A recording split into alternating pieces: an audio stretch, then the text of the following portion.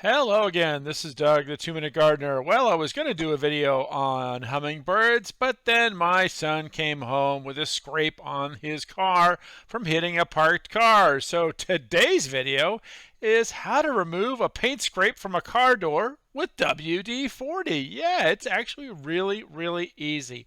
All you need is a can of WD-40, washcloth, and then some kind of soft chamois to really, buff it out nicely.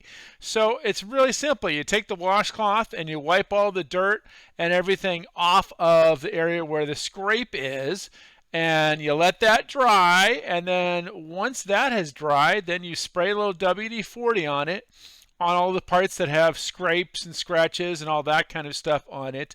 You let that sit for about a minute just to let that WD-40 soak in and loosen up that paint, and then you use that chamois or something, nice and soft, a little soft.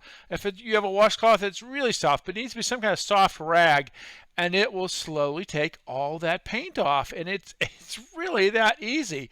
I mean, it literally took 2 minutes to take all that paint scrape off there, as well as teach my son a valuable lesson about being careful when you park a car. So that's it. That's how you remove a paint scrape from a car door with WD-40. Hey, if you enjoyed this video and found it helpful, then hit that like button and subscribe to get more of my videos. But most of my videos are about gardening stuff, so we'll get back to the gardening stuff tomorrow, but I just had to share this little teaching moment I did with my son and all of you on how to use WD-40.